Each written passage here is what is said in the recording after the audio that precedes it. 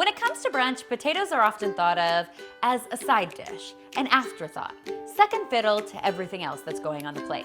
And today I want to change all that by showing you 3 of my favorite ways to prepare breakfast potatoes. We're getting started with some yummy, simple hash browns. Now, hash browns can be a little tricky to prepare, but they're actually simpler than you think as long as you follow a couple simple steps. So for this, I am using russet potatoes. I really think russet potatoes make the best hash browns, personally.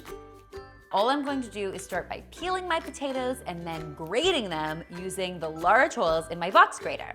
Once you finish grating one potato, it's really important to make sure you put the potato immediately into some cold water, because what will end up happening is your potatoes will start to oxidize and they'll turn a sort of weird rust color. Once your potatoes have all been grated, you'll want to give them a good rinse to help remove some of the starches, and then it's time to drain them.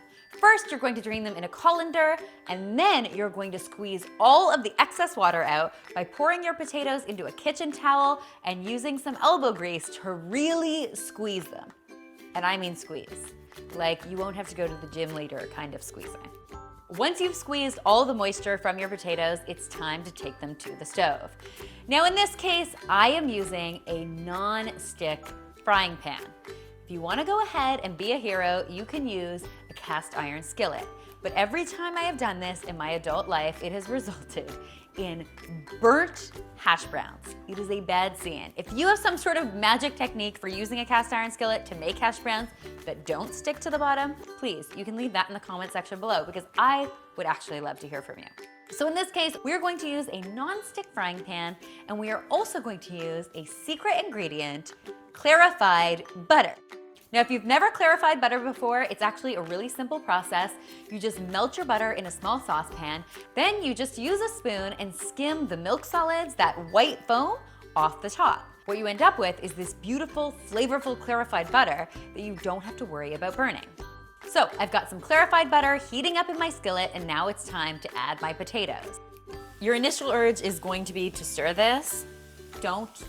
You want to let it sit in a single layer for at least a few minutes or until it starts to get nice and golden brown on the bottom, and then you can start to toss it.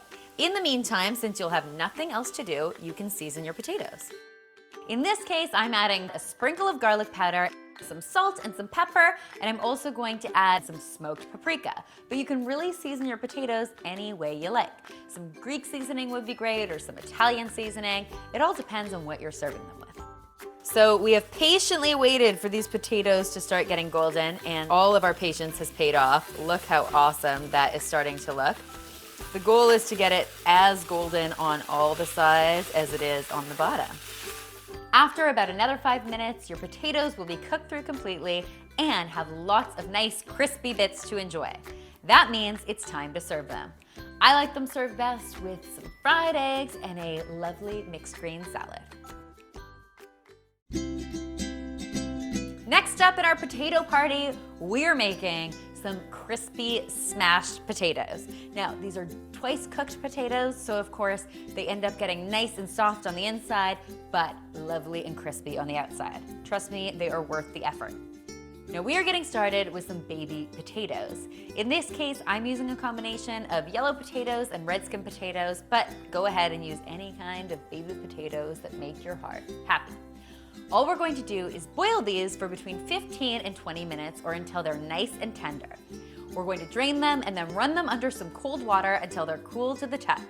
I'm going to pour my cooked potatoes out onto a baking sheet, and then it's time to get to smashing.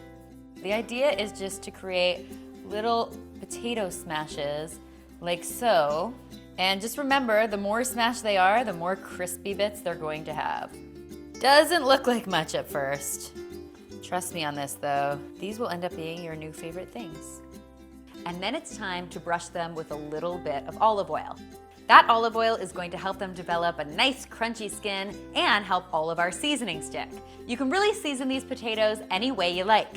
In this case, I'm using some salt and some pepper, a little bit of garlic powder, some freshly grated Parmesan, and some fresh thyme. Then I'm going to put these babies in the oven at 425 degrees Fahrenheit for between 10 and 15 minutes or until they're nice and golden. I should warn you, these little bundles of crispy potato goodness are totally irresistible.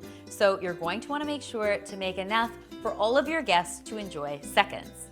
They make the perfect side dish for breakfast, lunch, or dinner, and they also make a really yummy snack. Finally, on today's Potato Tribute, we're going to be breathing new life into one of the most lackluster leftovers, mashed potatoes. And what we're going to do is turn them into some unbelievably delicious potato pancakes. So I've got some leftover potatoes in a large mixing bowl, and to that I'm going to add some flour and some egg. This is going to help those potatoes bind together and create a nice pancake shape. Now, this is one of those recipes where you can really let your flavor imagination run wild because, of course, the base is so easy to add yummy flavors to. In this case, though, I'm keeping it really classic. I'm just going to add some shredded cheddar cheese, some finely diced green onion, and some cooked crumbled bacon. For seasoning, I'm using a little garlic powder, some pepper, and some salt. I'm going to mix all of this together, and then it's just a matter of rolling the mixture into a ball and flattening it into little pancakes. Now, if you find the dough is a little too wet to roll, no problem at all. Just add a few more tablespoons of flour and that should sort that out. All right, now it's time to get back to the stove and fry these beauties up. So I've got some oil heating up in my skillet over medium-high heat, and now it's just a matter of getting these beauties into the pan. What's so amazing about these beautiful little potato pancakes is that they stay nice and soft in the middle, but get crispy and golden all on the top. Forget the eggs Benny and the fancy French toast. Just give me a big stack of potato pancakes and I am one happy lady. I like these best when they're served with a big dollop of sour cream and, of course, some more bacon and freshly chopped green onion. I really hope you guys enjoyed our potato tribute just in time, of course, for St. Patrick's Day. Happy St. Patrick's Day to all of you. I hope you'll give some of these tasty recipes a try. The full recipes are in the description box below, so be sure to take a look there. And if you do give these a try, be sure to tweet or Instagram me a photo because I love seeing your creations. And if you are looking for even more yummy St. Patrick's Day recipes, you can check out these videos over here. And if you haven't already, be sure to subscribe because, of course, as always, there's lots more deliciousness where this came from.